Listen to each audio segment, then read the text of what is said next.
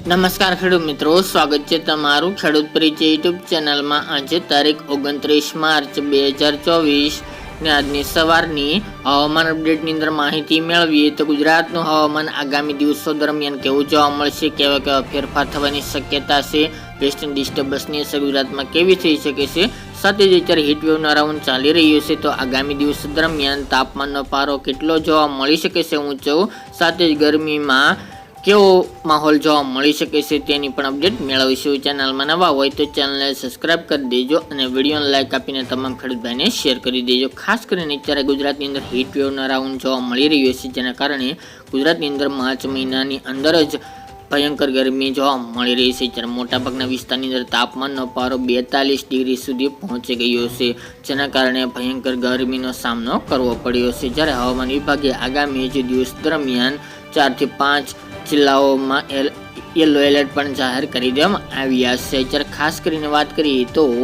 મધ્યની અંદર અમદાવાદ, કપડવંજ, ગાંધીનગર, ધોળકા, કડી, નડિયાદ, વિરમગામ એ વિસ્તારની અંદર 41-42 ડિગ્રી તાપમાન જોવા મળી શકે છે। વડોદરા, છોટાઉદેપુર, બોડેલી, ખંભાત, નર્મદા, અમોદ, ખંભાત સહિતના ભાગોની અંદર પણ 41-42 ડિગ્રી તાપમાન રહેવાની સંભાવના છે।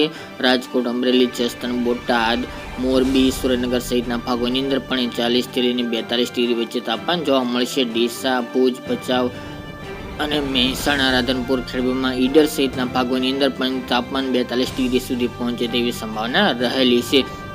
હશે પણ જ્યારે અન્ય ગુજરાતના વિસ્તારોની અંદર તાપમાનનો પારો 40 ડિગ્રી આજુબાજુ રહેવાની સંભાવના દેખાઈ રહી છે, પરંતુ આજથી 3 દિવસ એટલે કે 29, 30 અને 31 માર્ચ દરમિયાન વેસ્ટર્ન ડિસ્ટર્બન્સ ઉત્તર ભારતના વિસ્તારમાંથી પસાર થવાનું છે, જેના કારણે ઉત્તર ભારતના વિસ્તારમાં હિમવર્ષાની સાથે વરસાદની પણ આગાહી હવામાન વિભાગે કરી છે।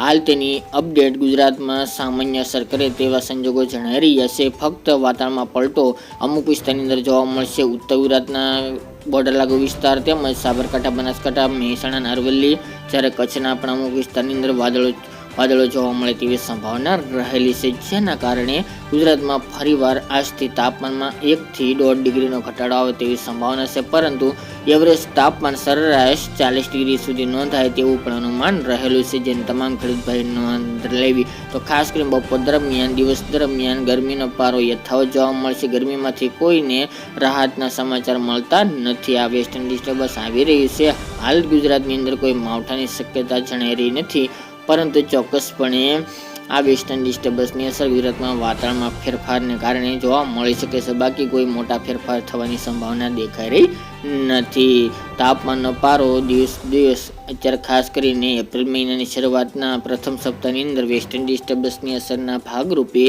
તાપમાન 40 ડિગ્રી સેલ્સિયસ સુધી નોંધાય તેવી સંભાવના છે। રાત્રિનું તાપમાન પણ અત્યારે 30 થી લઈને 31 ડિગ્રી સેલ્સિયસ વચ્ચે જોવા મળી રહ્યું છે। આગામી દિવસ દરમિયાન આવી જ રીતે તાપમાનનો પારો જોવા મળે તેવું અનુમાન છે। એપ્રિલ મહિના દરમિયાન હીટવેવના ભયંકર રાઉન્ડ પણ જોવા મળે તેવી સંભાવના છે। આ વર્ષે 46 ડિગ્રી આજુબાજુ તાપમાન જાય તેવા પણ સંજોગો જણાઈ રહ્યા છે, જેની તમામ ખેડૂતોએ નોંધ લેવી। જ્યારે પવનની વાત કરીએ તો આગામી 3 દિવસ દરમિયાન પવનની સામાન્ય ઝડપ જોવા મળી શકે છે, એટલે કે થોડી વધી શકે છે, બાકી નોર્મલ સ્પીડ 7 થી લઈને 12-13 કિલોમીટરની જોવા મળે તેવું અનુમાન। તો મિત્રો, આ તે સવારની મહત્વની અપડેટ, ફરી એક નવા વિડીયો સાથે મળીશું। આજ માટે આટલું જ।